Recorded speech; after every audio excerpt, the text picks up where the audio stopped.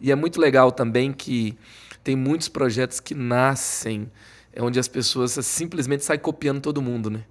E a história sua com o Douglas, com a Valéria, como Deus agiu na sua vida, não é uma coisa que nasce do nada. Ah, saúde mental, tá todo mundo falando. Vamos falar, vamos chamar. Pega um médico aí que fala sobre isso. Aí o cara não tem a perspectiva cristã, ele não tem uma história, ele não tem uma conexão com a mesma cultura que você está trabalhando, aí você joga lá. Sim.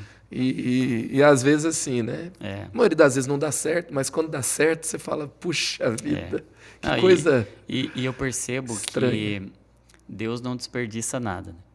Sim. Deus, até na história da multiplicação dos pães, ele diz, junta aí para que nada se perca. E ele trabalha com aquilo que tem. Né? A gente vê, era um pão de cevada, não era um pão de trigo. Quantas vezes a gente acha que Deus quer o melhor? Uhum. Né? E Deus nunca pediu o melhor, Deus pede tudo. Então era uma viúva com 2 moedas. Era pouco, sim, mas era tudo. E é esse entendimento de que Deus não precisa do que é bom. Ele precisa de tudo. E a minha história é mais ou menos isso, né? E Deus redimindo tudo para a glória dele. Porque muito bom. Eu creio que a autoridade nasce no útero da experiência. Então, uma experiência em algo, ela gera em você uma autoridade. Então, por que os discípulos e aqueles que viam Jesus, os fariseus, eles olhavam e falavam, cara, tem uma autoridade diferente, né? E a autoridade vem desse lugar de experiência. Eu creio muito que as nossas feridas fechadas são ministérios abertos, né? Uhum. E, às vezes, dentro dessa perspectiva, como eu descubro o que Deus me chamou para ser, como eu encontro o meu propósito, uma parte, na minha perspectiva, do descobrir, do encontrar o propósito é dentro da minha história, quais feridas Deus fechou, né? Da sua experiência vem a sua especialidade, né? Exato. A autoridade nasce nesse útero da experiência. Então, hoje, quando eu olho para trás, e aí a gente está respondendo a pergunta, fácil, como é que nasceu, né? É fácil olhar para trás e ver tudo pronto, né? É. Mas quando a gente está no meio do furacão... Nada fazia sentido, né? Tô olhando muito para os Salmos, né? Tô escrevendo sobre os Salmos, e eu fico olhando, por exemplo, o Salmo 22, que é o Salmo da Cruz. É um salmo que Davi está escrevendo 1000 anos antes do episódio da crucificação. E ele diz, Deus meu, por que me desamparaste? E ele cita ali sofrimentos espirituais, o abandono de Deus. Eu clamo e não sou ouvido, de dia e de noite.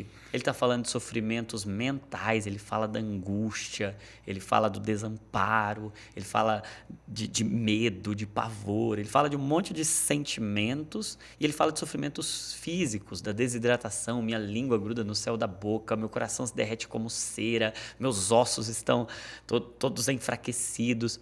E a gente só vai descobrir 1000 anos depois que aquele salmo é sobre Cristo. Durante 1000 anos, a história não fez todo sentido. Talvez Davi olhe para aquilo no leito de sua morte e fale, por que isso? Que loucura!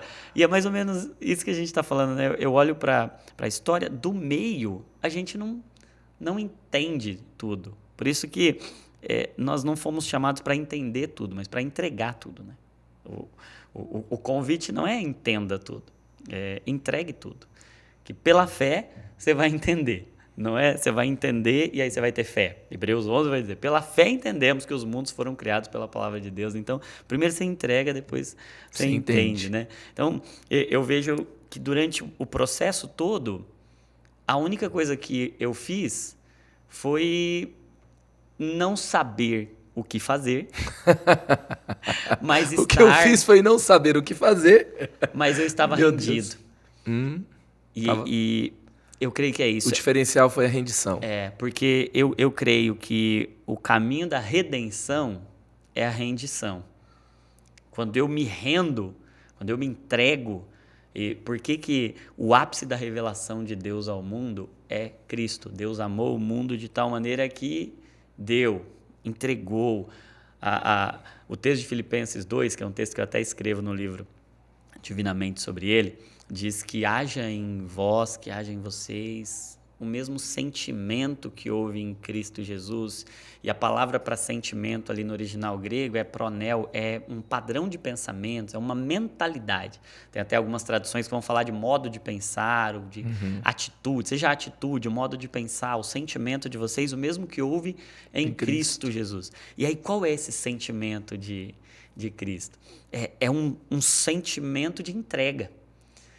Que ele mesmo sendo Deus, ou seja, tendo uma natureza divina pronta, ele não teve por usurpação ser igual a Deus, mas ele assumiu uma forma humana, ele se colocou nesse lugar de humanidade e ele desceu, ele se entregou, ele foi obediente até a morte de cruz, porque um Deus que é exaltado, que não tem como ele subir, a única forma da gente descobrir a amplitude do amor dele é se ele descer. Então a gente só conheceu o tamanho do amor de Deus porque ele desceu, porque não dava para subir mais. Então o único jeito da gente ver a amplitude era se ele descesse até o lugar mais baixo da terra. E ele foi até esse lugar, a morte de cruz. Foi até o inferno e tomou a chave e garantiu o controle. E o que esse texto está enfatizando? Essa capacidade de se entregar. Então eu acho que o que me permitiu estar no caminho e ser encontrado pelo propósito foi entregar tudo.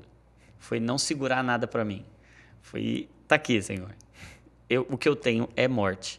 O que eu tenho é um desespero de alma, mas ele tá aqui. E aí eu descobri que ninguém fica no prejuízo quando entrega tudo para Jesus. Tudo que a gente entrega. Coisa boa. Tudo que a gente entrega. É a Muito pergunta bom. dos discípulos para Jesus. E nós? Que deixamos pai, mãe, que deixamos casa, que deixamos tudo. Aí Jesus diz para ele, ninguém que tenha deixado ou que tenha entregue qualquer dessas coisas por mim vai deixar de receber nessa vida 100 vezes mais, e isso não é teologia da prosperidade, mas é uma mensagem de que ninguém sai perdendo quando perde para Jesus. O caminho Nosso alvo é perder para ele. Porque ganhar redenção a é vida rendição a ele. perder. É isso aí. Muito bom, muito bom.